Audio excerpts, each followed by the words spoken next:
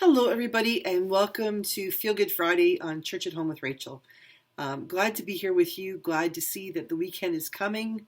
Hope you have great plans for your long weekend if you're in the States. And if not, I hope you just have a gentle kind of weekend plan for yourselves. I am, as you are watching, in the paw, in my happy place and meeting with the clergy and lay people of the north, as many as are able to come. And on Sunday, we're having a joint service where we will have the blessing of oils that is used for chrism, for baptisms and ordinations, and also used for anointing for healing of the sick, which is a huge ministry of both the clergy and the lay people in the north. So it is my pleasure to do that. We're also going to renew our vows as lay leaders and as deacons and priests and as a bishop. So big Sunday service coming up. Glad to be up there. Cheryl, my archdeacon, is going with me, which is always a hoot. Driving 6 hours with her. It's never quiet, and that's a good thing. But it'd be beautiful to see it this time of the year. The last time I was there about a month and a half ago with Cheryl and my husband Rob, it was still very wintry, very cold, no buds in the trees, and now here in Manitoba we're seeing the leaves are coming out and the flowers are starting to show up, the tulips and things. So looking forward to this trip. So as you watch this, I'm already up there and I'll be meeting with the clergy and having coffee and baked goods and just chatting about life in the church. I have the best job ever. Now, the other thing that I want to talk about, because it's Feel Good Friday, is one of those beings in our lives. It could be your spouse or your best friend or your kids or as your parents or something, but one of those other beings in your lives that who have heartbeats that make your heart sing. For some people, it's their fish. Some people have fish. I had fish as a kid, goldfish.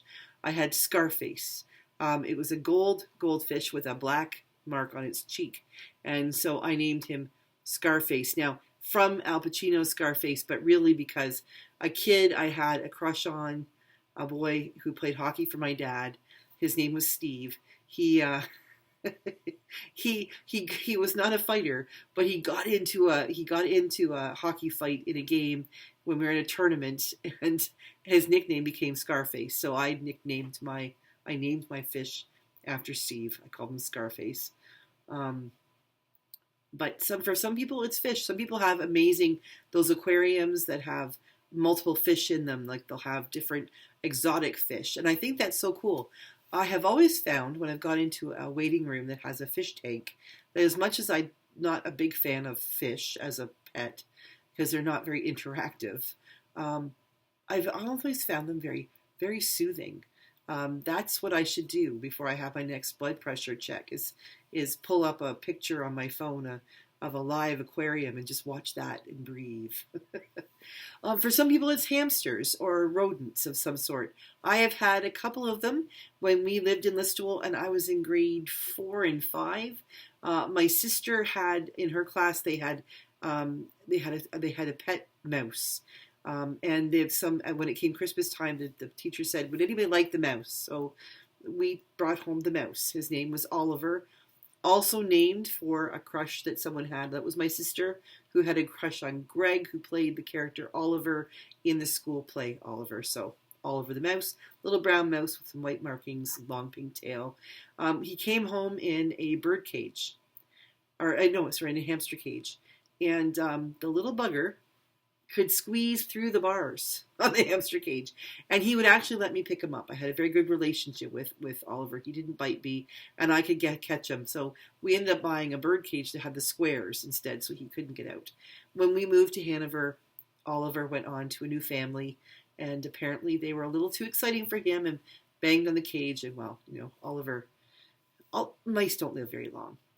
And then we had a hamster named Teddy when we moved to Niagara Falls, and Teddy was this beautiful hamster who had, he moved, I believe, did he make it with us to London? Yes, we had him in Niagara Falls, and when we moved to Niagara Falls, or from Niagara Falls to London, my mom had Teddy with her in the car, and she stayed late at night to clean the house, and she drove to London, got to the hotel well past midnight. But you see, Teddy was nocturnal, so as she was driving with the fish in the car, as well as the the hamster. He was in his cage on the floor of the passenger seat, the front seat of the car. And at night, you see his running on the hamster wheel kept my mom awake while she was driving. So he probably saved some lives that night. Teddy, again, we had Teddy for several years. And then one year we were going away for a week. So my sister's friend took him in to take care of him. And while we were gone, the Teddy was in her friend Carrie's room, and the door was left open, and their dog, a big German Shepherd, jumped up to take a look at Teddy. And from what I understand, it was like a hold up, like a stick 'em up, like guns. Like the dog jumped up to put his paws on the dresser to look at Teddy through the cage. Teddy looked up, saw the dog, paws up, and croaked. Had a little heart attack. So not having great luck with these pets. I had a pet named PJ. Long story there. I won't go into why it's called PJ. But when I was ordained, just after I was ordained a priest in December of 1999, I was lonely living in my house by myself. So I got myself a hamster. He was a cute little guy. He didn't last too long. Hamsters don't have long lives. I did nothing to kill PJ. He just lived until it was time for him to die. He got away a few times. I put him in a ball, and he would roll around the house. And one time I didn't latch the ball properly, and he got out. It took me a while, but I found him, got him back in his cage. He had the whole hamster condo thing with the extensions. Like, he was well taken care of, hamster. He had a sugar mama here, took care of him. But after that, no more pets until Rob and I had Dude. And we had Dude for 9 years. And Dude he lived with us through most of our time in Halifax, all of our time in Petawawa, and then most of the time, 3/4 of the time, we lived in Wainwright.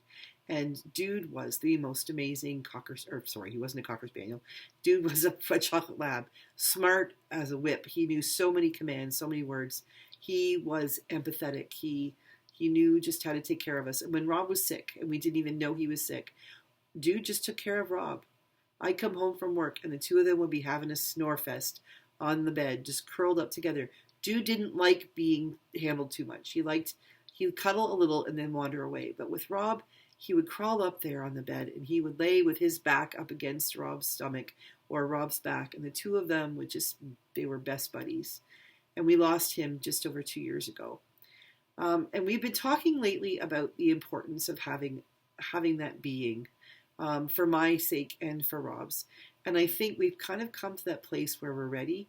And so it feels good to be thinking about the hope of having another being around. After General Synod, and when we get back from General Synod in Ontario, and a week of hanging out with family and driving back to Brandon, we're going to a cottage called Cropthorne, which is a diocesan cottage for the clergy. We're going to be there for a week. And then I think Rob and I are going to go to the pound, and we're going to adopt a dog.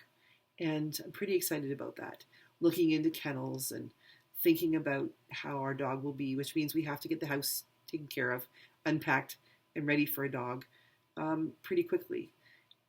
We're ready, I think, to walk the dog. We don't have a backyard. We don't have a fence. So whereas before we didn't have a fence, but we did have a dog who would stick around. He was very well trained. Dude wouldn't take off. This time we're going to have to be a bit more disciplined about things like walking the dog and things like that. But it'll be good for us. Good for us to get the exercise. Good for Rob when he's home. Good for his health. I think it'll be good for both our mental health as well. So we are probably looking at getting another furry friend. You see, we all need someone to love. We all need someone that we can lean on. And in my experience, even with fish, having someone who depends on you to feed them, to take them outside, well, not the fish, but you know what I mean, to do the things, to talk to them, to love them, to watch over them. Having someone to do that for, who is completely dependent upon you, gives you a reason to get up in the morning. It gives you a reason to feel good about yourself because that's something you can do well. You can take care of another being. And that is a phenomenal thing to do.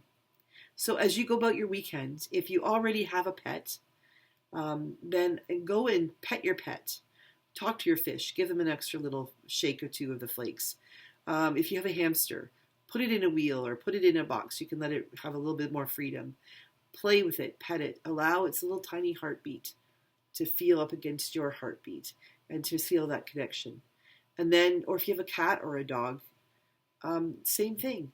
Play with it. Take some time. Allow yourself to know that you are loved unconditionally, because that is how our pets love us. And there is nothing more powerful than that kind of unconditional love. So have a great weekend. And if you're not a pet lover, if you just aren't into pets, well, I don't know what to tell you to feel good. Find something you love to do and go feel good this weekend. I will see you on Sunday for Gospel on the Go and on Monday for Church at Home with Rachael.